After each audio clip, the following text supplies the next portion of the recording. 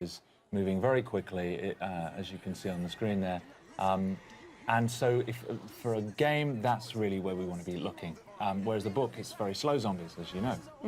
So we've chosen to stick more to the movie universe, but what we loved so much about the book is the way it tells the story. You get a picture of this entire war, this period in history, through the eyes of many different people all around it. So we've gone for a similar thing with the game.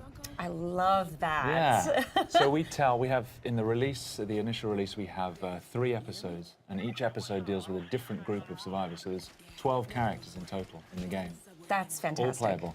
And we've got an episode in Moscow, Russia. We've got an episode in Jerusalem, Israel, and an episode in New York City. Oh, that makes me so excited. I have to explain. I'm so excited because, you know, these are very, very pivotal moments in the book that take place in the places you've mentioned. Yeah. So I'm really looking forward to seeing what you've set in those locations. Cool, good. Now this game is 4-player co-op. Yes. And anytime that something else has a byline that's similar to another game, it gets compared to it. So Left 4 Dead 2, or Left 4 Dead and Left 4 Dead 2, the series, is also 4-player co-op with zombies and that kind of stuff. Yeah. Tell us the difference that this game makes. You've mentioned the similarities, 4-player co-op and zombies. Yep. Beyond that, we've gone a very different direction. As I've already said, we deal with massive numbers of zombies in this game. So you'll be facing 500 at a time, with just 4 of you holding out against them. It's third person as well.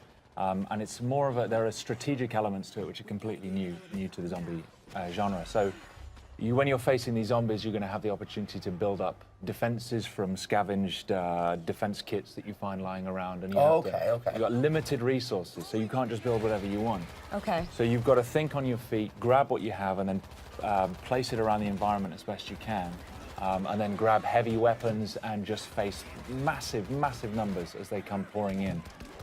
Some environments are closed, and so you want to use them in a certain way. Other environments, there's a scene in Moscow, a huge frozen river right outside the Kremlin, completely undefendable, and you've got to do what you can to hold your ground. So what kinds of and weapons? No pills in our game. No pills? Yeah. How about puke? Yeah, no comment. There might be some puke. What kinds of weapons can we expect to be using in this game? We have really gone for it with the weapons. There's a huge number. You've got 3 classes of weapons. You've got your primary, your secondary, and your heavy. Primary weapons, we've got something for everybody. We've got assault rifles, we've got shotguns, we've got sawn-off shotguns, we've got crossbows with exploding tips, no less. And we've got SMGs, a variety of different of those weapons.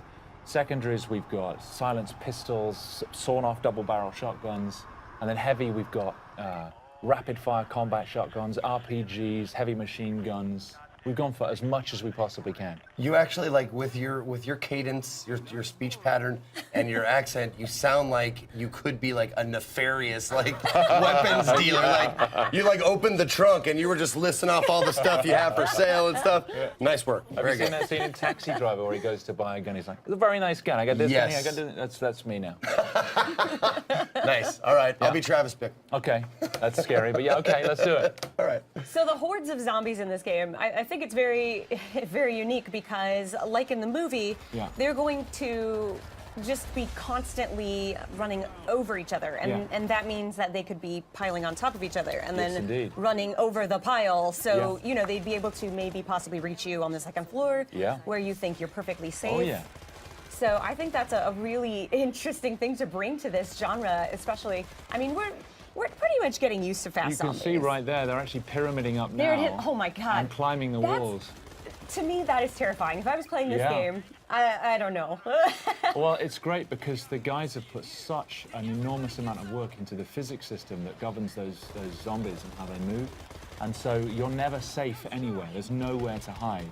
They will climb the walls, they'll climb over buildings. And actually, when we were designing the zombies, we put a lot of thought into the psychology of the zombie. Because, of course, they have no fear. They're not like another enemy where you can break their morale. They're not afraid of their own, they're not afraid of injuring themselves. So if they see you, they will throw themselves from the rooftops. They will climb through burning cars. They'll do anything to get to you, and they won't stop. No, that's one of the awesome things that we're talking about before we got on stage here was the zombie AI and how they work and stuff like that. And I've always liked the idea better of an intelligent or a more like a hunter zombie. Also, can we call them Zeeks? We can call them Zeeks. By the way, zombies are sometimes called Zeeks in this game and in the books and the movies and stuff. So let's call them Zeeks from now on. You heard it here.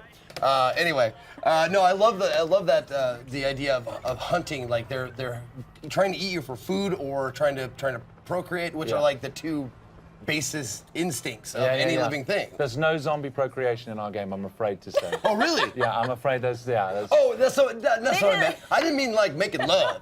Okay. I meant like biting and turning. Transmission. Okay. That's what I meant. Okay, right. I see. Okay. Get your mind out of the gutter, man. Come on. Like, what can I do? Oh my goodness. No, do they?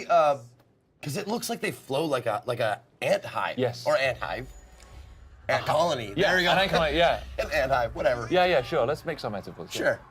But yeah, it looks like they like work like that. Like they swarm. They're not just 500 kind of independent individuals. They respond as a swarm, and so they will move and flow, not just with.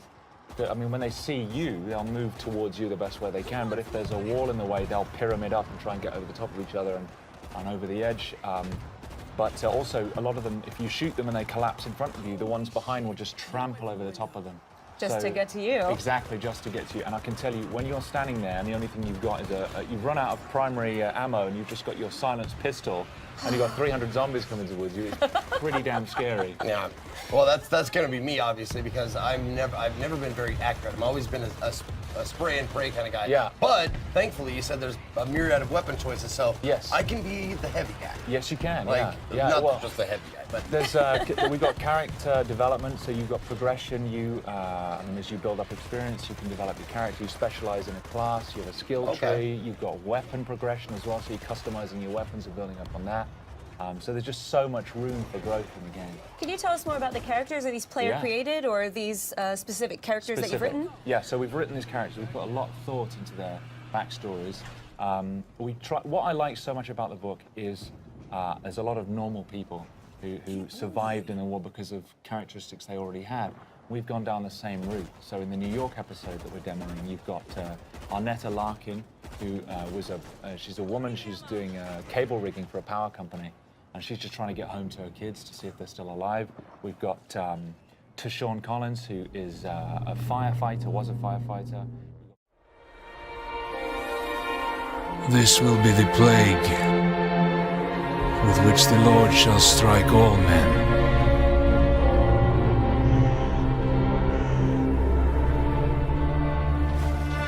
We are all that's left of a city beyond redemption, fulfilling our sacred duty to free the souls of the damned. Good to go up here! Mindset. That should hold. Father, forgive us. We shed this blood in the name of mercy.